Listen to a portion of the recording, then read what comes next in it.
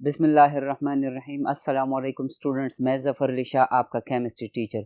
Students, आज से हम चैप्टर 5 शुरू करेंगे जिसका टाइटल है states of matter two liquids. Students, हमने चैप्टर 4 से स्टार्ट लिया था स्टेट्स ऑफ मैटर का। आपको पता है कि matter is anything which occupy space and has मास।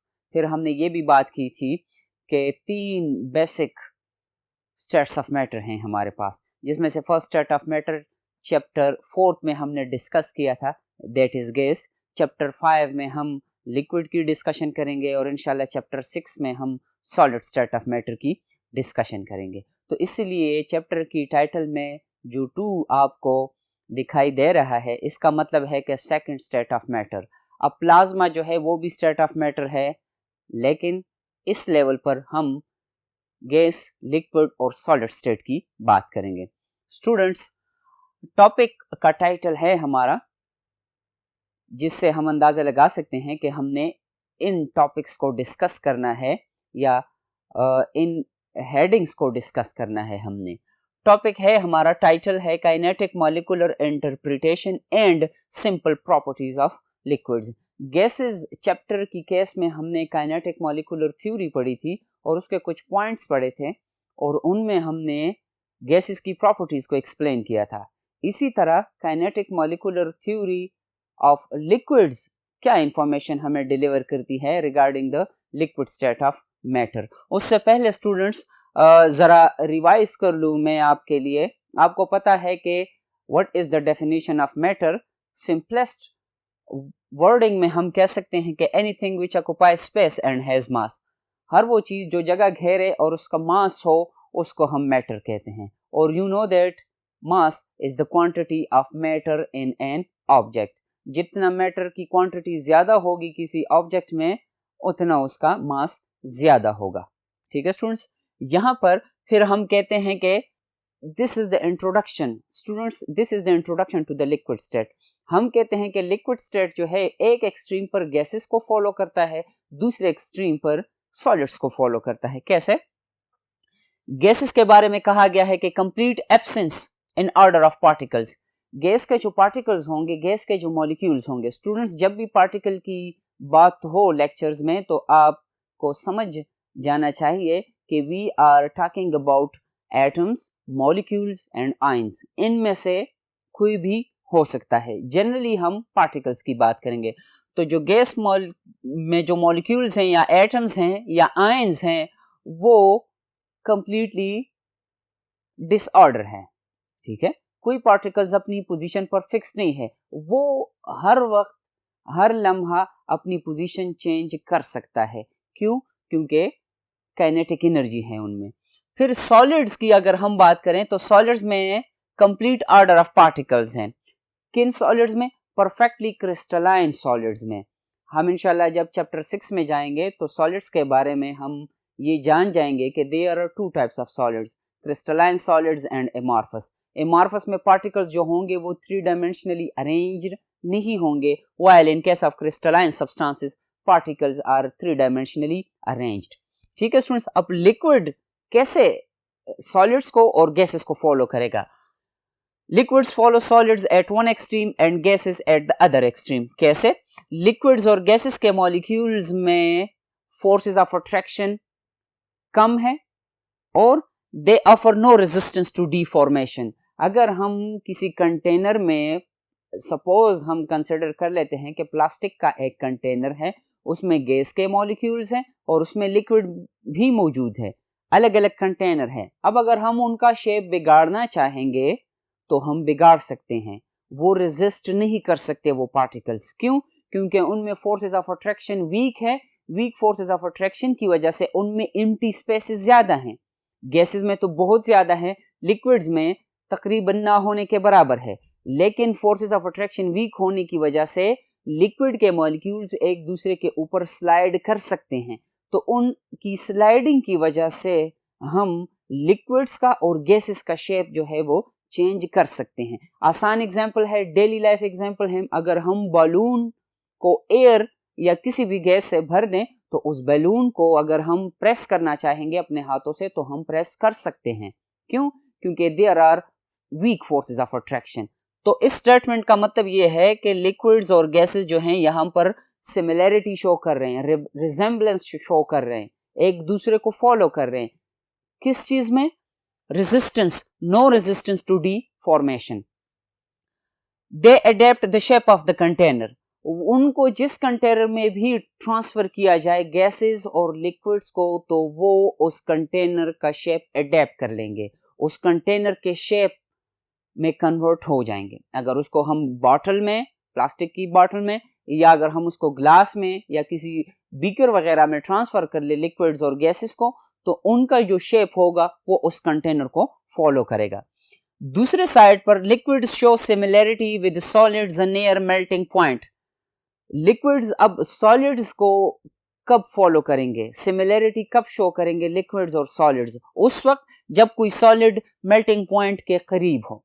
ठीक है, हम कहते हैं कि melting point is that temperature at which any solid starts conversion into liquid state. जैसे बर्फ की अगर हम बात करें, बर्फ का फ्रीजिंग पॉइंट जो है वाटर का, दैट इज 0 डिग्री सेंटीग्रेड, लेकिन उसी टेम्परेचर पर बर्फ जो है वो लिक्विड में भी कन्वर्ट होगा। अब किसी भी सॉलिड का मेल्टिंग पॉइंट जो है, उस मेल्टिंग पॉइंट के आसपास, मतलब करीब 2-3 डिग्री से पहले उस वक्त लिक्विड सॉलिड की प्रॉपर्टीज जो होंगी सेम होंगी। कौन सी प्रॉपर्टीज? जिसमें हम कह सकते हैं कि डेंसिटी और कंप्रेसिबिलिटी। जैसे हम कहते हैं कि गैसेस कैन बी कंप्रेस्ड, ये प्रॉपर्टी हमने सीखी थी। What is compression? जब हम गैसेस पर प्रेशर अप्लाई करते हैं और प्रेशर की एप्लीकेशन से गैस मॉलिक्यूल्स में जो खाली जगह हैं, खाली स्पेसेस हैं, वो कम हो जाती हैं। इसी तरह सॉलिड्स को जब हम कंप्रेस करते हैं तो वो कंप्रेस नहीं होते।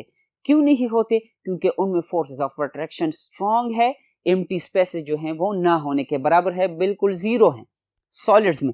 इसी तरह लिक्विड्स में भी एम्प्टी स्पेसेस जो हैं वो ऑलमोस्ट जीरो है, कंप्रेशन उनकी नहीं हो सकती। तो कंप्रेसिबिलिटी का जो फैक्टर है या कंप्रेसिबिलिटी गैसेस की मौजूद है, उनको हम कंप्रेस कर सकते हैं, लेकिन लिक्विड्स और सॉलिड्स को हम कंप्रेस नहीं कर सकते। तो जो कंप्रेसिबिलिटी का फैक्टर है वो सेम है सॉलिड्स में और लिक्विड्स में।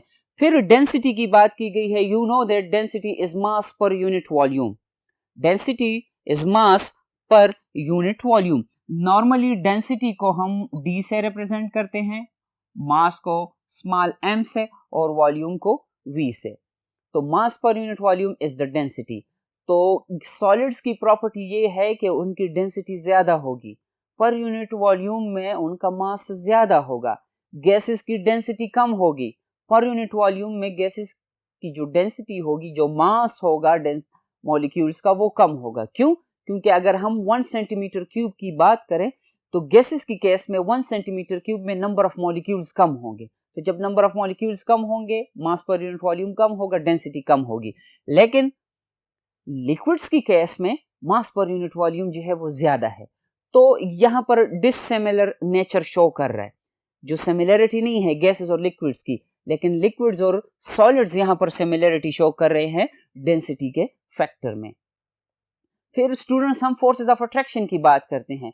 जो भी प्रॉपर्टीज हम डिस्कस करेंगे इंशाल्लाह इस चैप्टर में, तो वो सारी प्रॉपर्टीज जो हैं वो डिपेंडेंट हैं on the intermolecular forces of attraction between the liquid molecules, between the gas molecules and between the solid molecules। क्योंकि हम लिक्विड्स की डिस्कशन कर रहे हैं तो हम लिक्विड्स को कंसिडर करेंगे। अब लिक्विड्स में जो फोर्सेस ऑफ अट्रैक्शन है, कोहेसिव फोर्सेस जिसको हम कह सकते हैं। कोहेसिव वो फोर्सेस हैं जो कि लिक्विड मॉलिक्यूल्स के दरमियान है। जैसे वाटर की अगर हम बात करें, वाटर का एक मॉलिक्यूल दूसरे मॉलिक्यूल को हाइड्रोजन बॉन्डिंग के जरिए अट्रैक्ट करेगा अपनी तरफ। फिर इसी तरह आयोनिक फोर्सेस होंगी, वो लिक्विड स्टूडेंट्स, जैसे सोडियम क्लोराइड एग्जांपल लिया गया है, मोल्टन इलेक्ट्रोलाइट। दो टर्मिनोलॉजीज यूज की गई हैं स्टूडेंट्स यहां पर, मोल्टन और इलेक्ट्रोलाइट्स। पहले आप मोल्टन सीख लें। मोल्टन का मतलब ये है स्टूडेंट्स कि जब हम किसी सॉलिड को by the application of heat देकर उसको हम लिक्विड स्टेट में कन्वर्ट कर ले, उसको हम मोल्टन स्टेट कहेंगे। इलेक्ट्रोलाइट का क्या मतलब है? इलेक्ट्रोलाइट्स वो सब्सटेंसेस हैं जिनसे सॉल्यूशन स्टेट में, जैसे सोडियम क्लोराइड है, अगर इसको हम पानी में या किसी और सॉल्वेंट में डिसॉल्व करें या इसको हम मोल्टन स्टेट में लेकर जाएं तो इनसे करंट पास हो, उनको हम इलेक्ट्रोलाइट्स कहते हैं। तो अगर हमारे पास इलेक्ट्रोलाइट्स हैं तो उनमें लिक्विड स्टेट में, तो उनमें जो फोर्सेस ऑफ अट्रैक्शन होंगी स्टूडेंट्स, वो आयोनिक फोर्सेस होंगी। दूसरी तरफ अगर मेटेलिक फोर्सेस इन्वॉल्व हो, मेटेलिक फोर्सेस कब इन्वॉल्व होंगी? जब हम मेटल्स की बात करेंगे स्टूडेंट्स। मेटल्स के एग्जांपल्स आपको दिए गए हैं, जिसमें से आयरन है, कॉपर है, जिंक है, गोल्ड है, सोडियम है, पोटेशियम है, लिथियम है, रुबीडियम है। तो जितने भी मेटल्स हमें दिए गए हैं उनमें जो फोर्सेस ऑफ अट्रैक्शन है वो मेटेलिक फोर्सेस है। जब उनको हम सॉलिड स्टेट से लिक्विड स्टेट में कन्वर्ट कर लेंगे तो जो फोर्सेस वहां पर होंगी स्टूडेंट्स, वो मेटेलिक फोर्सेस होंगी। ठीक है। थर्ड जो है वाटर की केस में, वाटर चूंकि लिक्विड है, वाटर में कौन सी फोर्सेस मौजूद हैं? हाइड्रोजन बॉन्डिंग मौजूद है उसमें। तो जो इंटरमॉलिक्यूलर फोर्सेस ऑफ अट्रैक्शन है, कोहेसिव फोर्सेस है, वाटर की केस में हाइड्रोजन बॉन्डिंग है। Hydrogen fluoride HF strong acid है, उसकी केस में भी हाइड्रोजन बॉन्डिंग मौजूद है। और अगर हमारे पास ऑर्गेनिक लिक्विड्स हो, जैसे पेट्रोल है, डीजल है, मिट्टी का तेल है, तो वो ऑर्गेनिक इन नेचर है, नॉन पोलर है, उनमें पार्शियल पॉजिटिव और नेगेटिव मौजूद नहीं है। तो जो फोर्सेस ऑफ अट्रैक्शन होंगी वहां पर वान डर वाल्स फोर्सेस ऑफ अट्रैक्शन होंगी। ठीक है स्टूडेंट्स, बोर्ड नंबर 2 पर बाकी डिस्कशन है, आइए उसकी तरफ चलते हैं। स्टूडेंट्स, लिक्विड स्टेट की प्रॉपर्टीज डिस्कस की हमने, अब उन प्रॉपर्टीज से हम लिक्विड स्टेट को डिफाइन कर सकते हैं। जो डिस्कशन हमने की है उसकी बेस पर what is the definition of liquid state? The definition of liquid state is having definite volume but no definite shape. State of matter, कौन सा स्टेट ऑफ मैटर? वो स्टेट ऑफ मैटर जिसका volume definite होगा लेकिन shape उसका definite नहीं होगा। अब शेप डेफिनेट क्यों नहीं होगा? हम कहते हैं कि इसमें जो फोर्सेस ऑफ अट्रैक्शन है सॉलिड से कम है और गैसेस से स्ट्रांग है। तो इसलिए गैसेस से स्ट्रांग फोर्सेस ऑफ अट्रैक्शन होने की वजह से इनका जो वॉल्यूम होगा वो डेफिनेट होगा। फॉर एग्जाम्पल, हमारे पास 1 लीटर पानी है, अब अगर उसको हम ऐसे कंटेनर में ट्रांसफर कर ले जिसका वॉल्यूम 10 लीटर हो, ठीक है स्टूडेंट्स, 1 लीटर पानी को हम ऐसे कंटेनर में ट्रांसफर कर ले जिसका वॉल्यूम 10 लीटर हो, तो वो 1 लीटर वाटर जो होगा सिर्फ 1 लीटर वॉल्यूम को ऑक्युपाई करेगा, 9 लीटर जो होगा वो एम्प्टी होगा। लेकिन गैसेस की केस में अगर हम 1 लीटर गैस को ट्रांसफर कर ले 10 लीटर कंटेनर में, तो वो 1 लीटर गैस जो होगा वो 10 लीटर कंटेनर को फिल करने की कोशिश करेगा। ठीक है स्टूडेंट्स, क्यों? It is because of the forces of attraction. तो फोर्सेस ऑफ अट्रैक्शन स्ट्रांग होने की वजह से वॉल्यूम इनका डेफिनेट है, लेकिन शेप जो है वो डेफिनेट नहीं है, इनडेफिनेट शेप। जिस कंटेनर में भी हम उसको ट्रांसफर करेंगे उसी का शेप में कन्वर्ट होंगे। क्यों? Because of the week forces of attraction. एक दफा हमने स्ट्रांग की बात की, दूसरी दफा हमने वीक की बात की, तो कंपैरिजन की हमने, सॉलिड से वीक है और गैसेस से स्ट्रांग है। अब kinetic molecular interpretation of liquid क्या है, या काइनेटिक मॉलिक्यूलर थ्योरी लिक्विड्स के बारे में हमें कौन सा इंफॉर्मेशन डिलीवर करती है? पॉइंट नंबर 1 में कहा गया है कि it is related to the kinetic energies. Kinetic energy आपको पता है कि हर वो एनर्जी जो किसी भी ऑब्जेक्ट में मौजूद हो ड्यूरिंग द मोशन, जब वो मोशन कर रहा हो वो ऑब्जेक्ट और उसमें जो एनर्जी मौजूद हो उसको हम काइनेटिक एनर्जी कहते हैं। तो गैसेस की काइनेटिक एनर्जी जो है स्टूडेंट्स वो ग्रेटर है than the kinetic energy of liquids, और लिक्विड्स की जो काइनेटिक एनर्जी है that is greater than the kinetic energy of solid. ये क्यों? It is because of the forces of attraction students. यहां पर फोर्सेस ऑफ अट्रैक्शन गैसेस में weak हैं, तो मॉलिक्यूल्स जो हैं वो फ्रीली मूवमेंट करेंगे। एक मॉलिक्यूल दूसरे मॉलिक्यूल को अपनी तरफ अट्रैक्ट नहीं कर सकता, तो जब नहीं कर सकता वो एक इंडिविजुअल एंटिटी या एक इंडिविजुअल यूनिट के तौर पर एक्ट कर सकता है, तो वो किसी भी पॉसिबल डायरेक्शन में जा सकता है। लिक्विड्स के मुकाबले में गैसेस की काइनेटिक एनर्जी ज्यादा है, लेकिन लिक्विड में भी काइनेटिक एनर्जी है। अब इनकी काइनेटिक एनर्जी कम होगी गैसेस से। क्यों? Because of the forces of attraction. और आखिर में काइनेटिक एनर्जी ऑफ सॉलिड्स हैं, तो सॉलिड के पार्टिकल्स तो अपनी जगह पर वाइब्रेशन कर रहे होते हैं, ये तो फैक्ट है, लेकिन वो अपनी पोजीशन को छोड़कर नहीं जा सकते। जैसे अगर सॉलिड्स में भी इसी तरह का मोशन होता तो फिर किताब, टेबल, चेयर वगैरह जो है, ये अगर हम आज इस पोजीशन पर छोड़कर चले जाते हैं तो कल को जब हम क्लास में आएंगे तो अपनी पोजीशन पर नहीं होंगे। No, this is not the case in solids. Second point जो है स्टूडेंट्स, वो फोर्सेस ऑफ अट्रैक्शन की बात कर रहा है। IMF का मतलब है इंटरमॉलिक्यूलर फोर्सेस ऑफ अट्रैक्शन। जैसे स्टार्ट में बात की गई आपसे, पॉइंट नंबर 1 में भी इसकी वजाहत की गई आपके साथ स्टूडेंट्स कि intermolecular forces of attraction in gases are weakest, इंतहाई कम है, ना होने के बराबर है। ठीक है स्टूडेंट्स, गैसेस चैप्टर में हमने सीखा था काइनेटिक मॉलिक्यूलर थ्योरी के मुताबिक कि there is no force between the gas molecules, लेकिन जब हमने वॉन डेर वाल इक्वेशन की डिस्कशन की तो उससे हमने ये अखज़ किया कि फोर्सेस ऑफ अट्रैक्शन तो मौजूद हैं लेकिन इंतहाई कम है। और किस वक्त वो फोर्सेस ऑफ अट्रैक्शन ऑपरेट करती हैं? जब हाई प्रेशर हो और लो टेम्परेचर हो। तो फोर्सेस ऑफ अट्रैक्शन गैसेस में सबसे कम है, उसके बाद लिक्विड है, और सबसे स्ट्रॉन्ग जो है वो सॉलिड में है। अगर हम रिवर्स ऑर्डर में लिखें, सबसे strong forces of attraction solid में है, फिर उसके बाद लिक्विड्स में है, और सबसे आखिर में गैस है। What is third point about? Third point हमें ये इंफॉर्मेशन डिलीवर कर रहा है स्टूडेंट्स के molecules are closer. Liquid state में मॉलिक्यूल एक दूसरे के नजदीक होंगे, क्यों? Because of the forces of attraction. No spaces, spaces क्यों नहीं है? क्योंकि फोर्सेस ऑफ अट्रैक्शन इतने स्ट्रांग है कि वो एम्प्टी स्पेसिस को डिवेलप होने से मना करते हैं।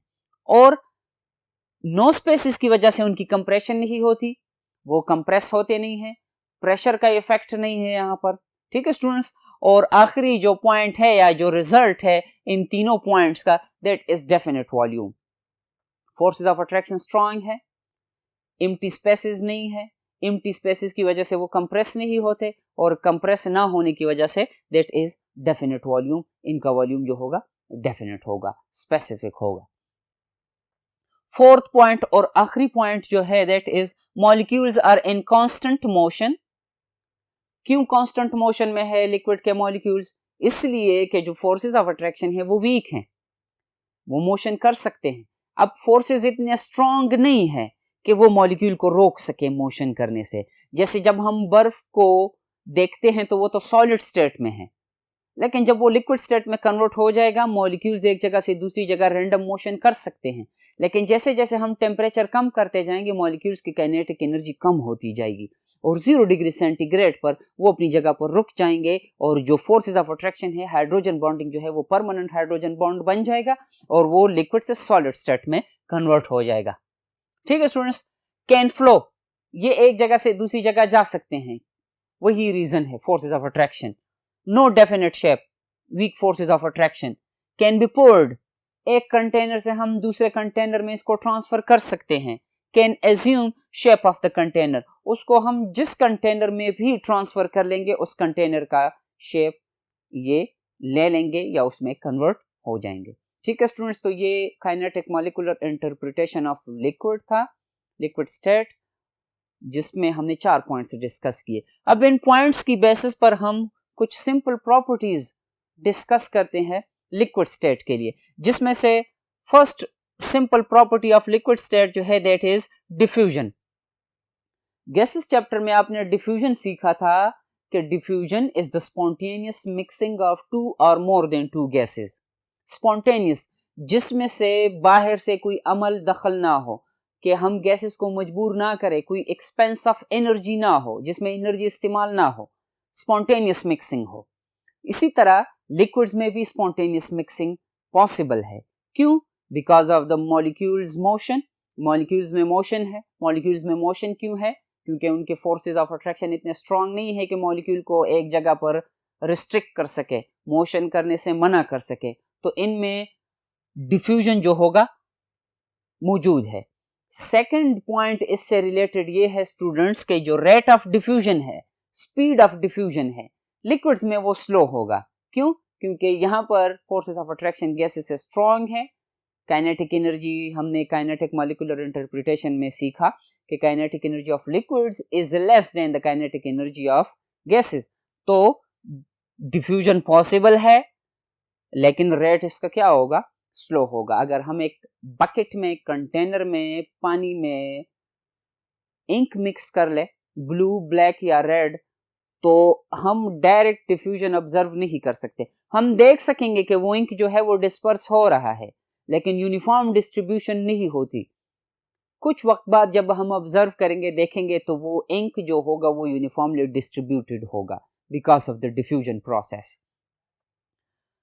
पॉइंट नंबर 2 या प्रॉपर्टी नंबर 2 जो है that is compression.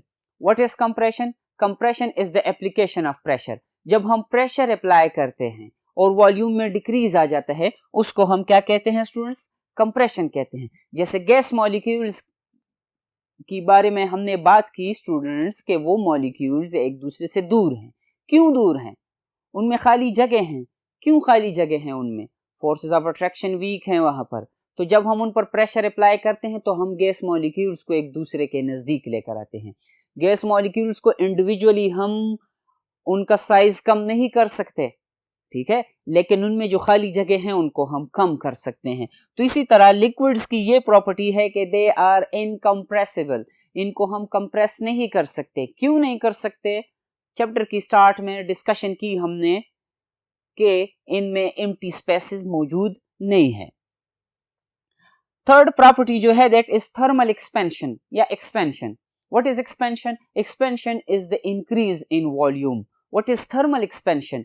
Thermal expansion is the expansion in volume with the help of thermal energy या heat। हीट देने से लिक्विड का वॉल्यूम बढ़ेगा। क्यों बढ़ेगा?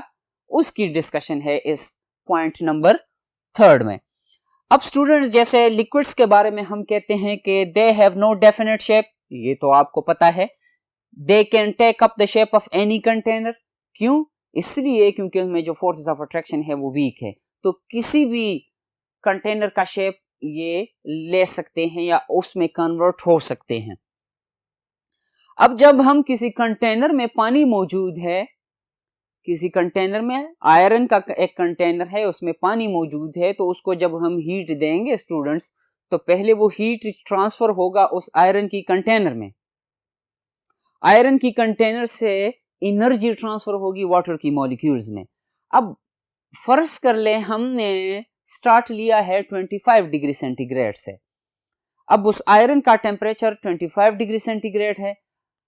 बंसन फ्लेम पर रखने से वो थर्मल एनर्जी गेन करता जाएगा। जब वो थर्मल एनर्जी गेन कर लेगा तो वो जो आयरन का कंटेनर है पहले वो एक्सपेंड होगा।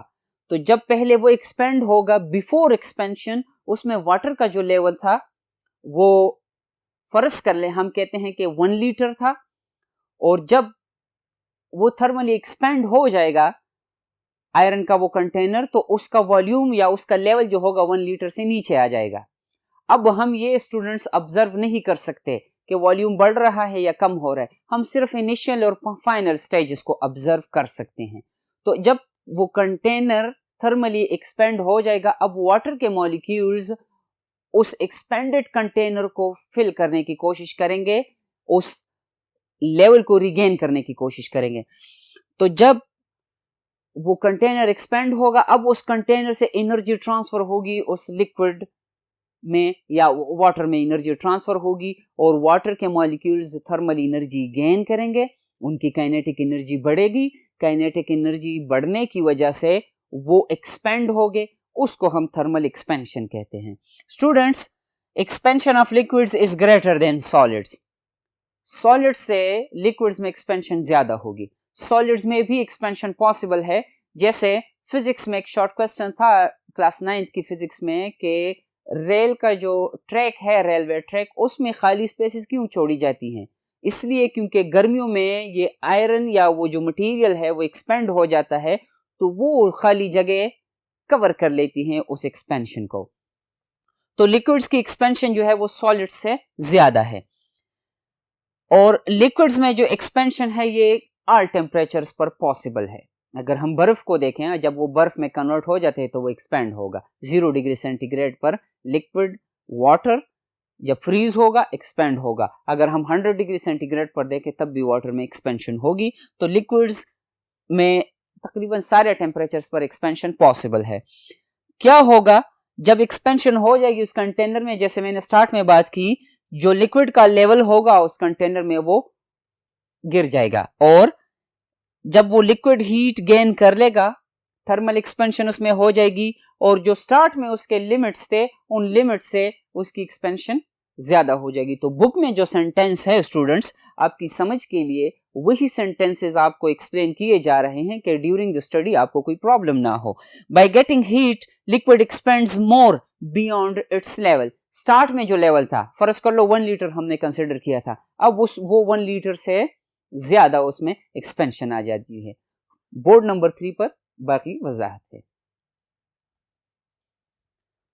स्टूडेंट्स, हमने बात की कि थर्मल एक्सपेंशन ऑफ कंटेनर के बाद वो लिक्विड भी थर्मली एक्सपेंड होगा, जिसमें हमने ये भी बात की कि हम इनिशियल और फाइनल स्टेट्स को ऑब्जर्व कर सकते हैं, इंटरमीडिएट स्टेट को ऑब्जर्व नहीं कर सकते क्योंकि एक्सपेंशन इंतहाई स्लो होगा। अब ये जो एक्सपेंशन आ गई है जिसको हम ऑब्जर्व्ड एक्सपेंशन कहते हैं स्टूडेंट्स, इसका नाम है अपैरेंट एक्सपेंशन। जो एक्सपेंशन हमने ऑब्जर्व की उस लिक्विड की केस में इसको क्या कहते हैं स्टूडेंट्स? अपैरेंट एक्सपेंशन, जाहिरी एक्सपेंशन। अब हमने एक्चुअल एक्सपेंशन को कैलकुलेट करना है। कैसे? कि अगर हम थर्मल एक्सपेंशन ऑफ लिक्विड को तो कैलकुलेट करने की कोशिश कर रहे हैं, लेकिन उसके साथ साथ अगर हम उस कंटेनर की एक्सपेंशन को भी कंसिडर करें, अंडर कंसिडरेशन रखें, तो फिर उस थर्मल एक्सपेंशन को एब्सोल्यूट एक्सपेंशन ऑफ लिक्विड कहते हैं। मैं रिपीट कर रहा हूं स्टूडेंट्स, लिक्विड पहले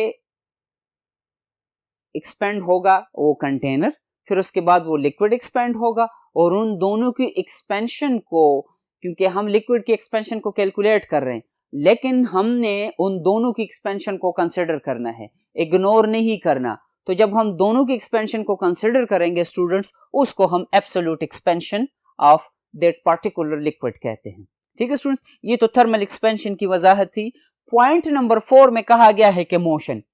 अब मोशन, इस डिस्कशन के स्टार्ट से ही हम बार बार बात कर रहे हैं कि काइनेटिक एनर्जी है इन मॉलिक्यूल्स में। इनमें क्यों काइनेटिक एनर्जी इनकी ज्यादा है? क्योंकि इनमें जो फोर्सेस ऑफ अट्रैक्शन है वो वीक है, तो इसलिए वीक है सॉलिड से लेकिन स्ट्रॉन्ग है गैसेस से। तो गैसेस के साथ कंपैरिजन से हम कह सकते हैं कि इनके जो मॉलिक्यूल्स होंगे दे कैन मूव स्लोली। ठीक है स्टूडेंट्स, और इनकी जो काइनेटिक एनर्जी है वो रिलेटेड है या डिपेंडेंट है ऑन द टेम्परेचर। टेम्परेचर जितना ज्यादा होगा लिक्विड मॉलिक्यूल्स की काइनेटिक एनर्जी उतनी ज्यादा होगी, टेम्परेचर कम काइनेटिक एनर्जी कम होगी। इसका एग्जाम्पल हम इस तरह कह सकते हैं स्टूडेंट्स, जब इवेपोरेशन प्रोसेस हो, जब कोई लिक्विड खुद ब खुद स्पॉन्टेनियस कन्वर्शन हो उसकी वेपर्स में। अब अगर हम कपड़े सुखाएं गर्मियों में और दूसरी तरफ सर्दियों में जब हम कपड़े सुखाते हैं तो सर्दियों में कपड़े सूखने के लिए ज्यादा टाइम लगेगा। क्यों? क्योंकि लिक्विड मॉलिक्यूल्स की काइनेटिक एनर्जी कम होगी, वो वेपर्स में कन्वर्ट आसानी से नहीं होंगे। लेकिन गर्मियों में माहौल में थर्मल एनर्जी ज्यादा होगी, हीट की वजह से लिक्विड मॉलिक्यूल्स की काइनेटिक एनर्जी ज्यादा होती है और वो आसानी से वेपर्स में कन्वर्ट होंगे, कपड़े जल्दी सूख जाते हैं। इंशाल्लाह इसकी वजाहत एवेपोरेशन टॉपिक में होगी। और पांचवा जो पॉइंट है, kinetic energy based on kinetic molecular theory. Kinetic molecular theory of liquids हमें इनकी काइनेटिक एनर्जी के बारे में क्या इंफॉर्मेशन डिलीवर कर रही है। स्टूडेंट्स, अब तक जो हमने इस लेक्चर में डिस्कशन की है वही बातें इस पॉइंट नंबर 5 में रिपीट हो गई है। कैसे? कांस्टेंट रैंडम मोशन में है, रैंडम मोशन है, किसी भी पॉसिबल डायरेक्शन में जा सकते हैं, एक्स एक्सिस में, वाई एक्सिस में और जेड एक्सिस में, तीनों पॉसिबल डायरेक्शन में ये जा सकते हैं लिक्विड के मॉलिक्यूल्स। क्यों? क्योंकि इनमें जो फोर्सेस ऑफ अट्रैक्शन है वो वीक है सॉलिड से, but stronger than the gases. अब इनकी रैंडम मोशन की वजह से लेस फ्री मूवमेंट है, मूवमेंट जो है इनमें से फ्री कम है। क्यों कम है? Due to strong intermolecular forces. Water की केस में हमने हाइड्रोजन बॉन्डिंग की वजाहत की। अब जब इनमें से मोशन जो है, मूवमेंट जो है वो स्लो है, कम है, तो जब लिक्विड के मॉलिक्यूल्स हैं वह जब आपस में कोलिजन करेंगे तो उनकी कोलिजन जो है वो मिनिमम है। गैसेस के मुकाबले में लिक्विड में जो कोलिजन्स हैं, इंटरमॉलिक्यूलर कोलिजन्स हम कहते हैं, वो कम है। क्यों? स्ट्रॉन्ग फोर्सेस ऑफ अट्रैक्शन की वजह से। और इसकी वजह से जो डेफिनेट वॉल्यूम रिजल्ट होगा, लेकिन शेप जो होगा वो डेफिनेट नहीं होगा। डेफिनेट वॉल्यूम क्यों होगा? Strong forces of attraction. Indefinite shape क्यों है? Week forces of attraction. और इसकी वजह से ये फ्लो भी कर सकते हैं और एक कंटेनर से दूसरे कंटेनर में हम इसको पोर या ट्रांसफर भी कर सकते हैं। स्टूडेंट्स, आज की लेक्चर में हमने लिक्विड स्टेट ऑफ मैटर को जनरली इंट्रोड्यूस किया और फिर हमने काइनेटिक मॉलिक्यूलर इंटरप्रिटेशन की और उसकी बेस पर हमने कुछ प्रॉपर्टीज डिस्कस की। इंशाल्लाह जब हम नेक्स्ट टॉपिक में आएंगे तो उस टॉपिक में या उस लेक्चर में इंशाल्लाह डिस्कशन होंगी इंटरमॉलिक्यूलर फोर्सेस ऑफ अट्रैक्शन की। तब तक के लिए अल्लाह हाफिज।